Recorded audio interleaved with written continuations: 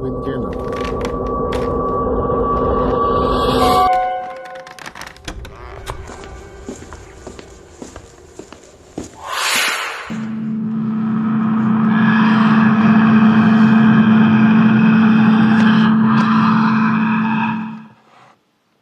The paranormal was something that the three of us felt we were beyond. We all liked to think of ourselves as educated, and when we got into arguments, we felt near invincible.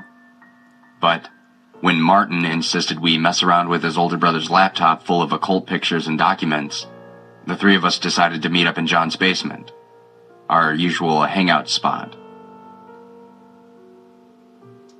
As we sat there, the three of us stared into the glow of the HP screen, clicking through folders labeled demons, rituals, life, rituals, strength, hexes, phasing, lucid dreaming. Every folder was full of sketchy Polaroid pictures of pale figures with twisted triangular faces and fingers like twigs. Long pieces of text containing foreign languages and symbols, and intricate diagrams for sigils and sacrifices. It was actually some pretty mind-bending stuff. We found a project in a folder labeled Summoning. It contained tons of pictures and diagrams for calling things to this world from hell or from other dimensions, from something that one image referred to as the else. So we picked one at random to mess around with and laugh through. The diagram called for little prep.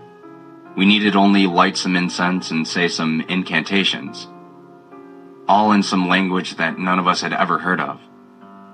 The entity that the diagram described lived in some place referred to as over the wall, and tons of red text littered the picture.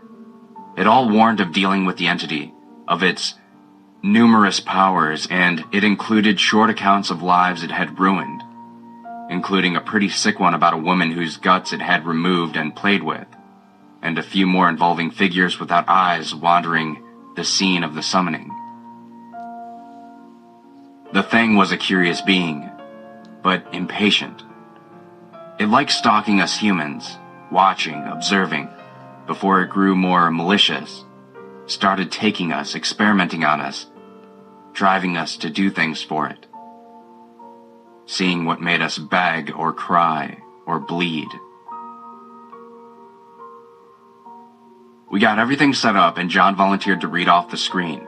Let me tell you, watching John fumble through that booga-booga language was the highlight of the night. We laughed through the whole thing, John tripping over words and destroying some through his own chuckles. Even when Martin put his hands up to settle us down, the snickers would get through and flare back into laughs. I decided to pull out my camera then. It had become somewhat of a tradition to film these basement sessions, and it seemed like John was going for an Academy Award. We sort of gave up with the laptop after the camera came out. We were getting bored and John ran out of words to read. Eventually, we all started passing the camera around and speaking directly into it, kind of doing that 70s show roundtable thing. We'd say something intelligent, revelatory, or funny, and then pass the camera on. It was a way of documenting some indispensable hilarity to look back on the next day.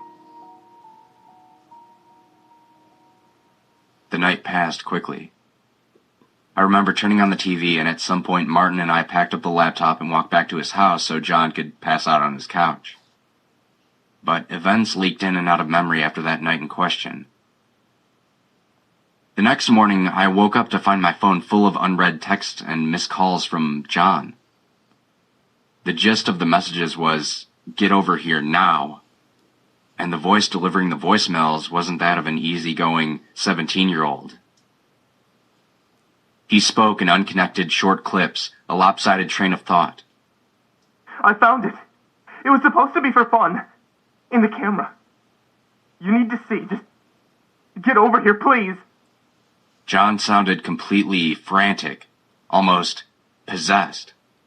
Something that set off a million little alarms in my head.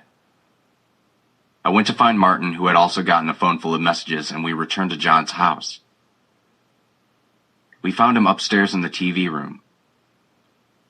He had hooked up my camera left over from last night and was watching the new stuff we recorded. pausing and fast-forwarding, stopping every now and then to watch. Martin and I crept into the room and took places quietly on the couch. We didn't want to interrupt. The footage he played continued normally as I remembered it happening, and I watched as John on screen recited the incantations. Coming from his mouth, they sounded entirely made up, yet rhythmic, like poems from some other country. In the video, we'd been cracking up and the sound of choked laughs and giggles bounced around the room, but watching it again made me feel weird, like I was seeing and hearing something I shouldn't be. I looked at Martin and then to John. John's frozen face, Martin's mouth slightly agape. And the feeling that I was watching something forbidden made me feel like it had been a mistake to record last night. I finally asked John what was up, why he called us, why he seemed so scared.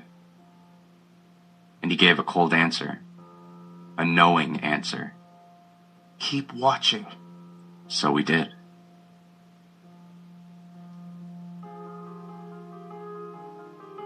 The night on the tape played out, filling in memory gaps here and there as it played.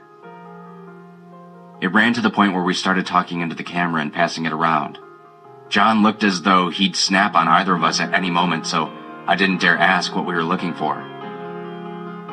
Finally, in the video, I passed off the camera and John hit pause.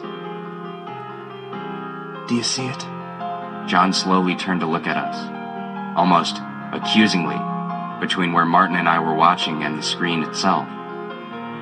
I glanced at Martin and he shook his head. On the screen, we were all sitting together on John's couch, throwing up rock and roll devil horns with our hands. I stared at the image for a few fruitless seconds. But then it hit me like a train. I saw what John called us over to see, and it made me feel nauseous. John said it before I could. Who is holding the camera?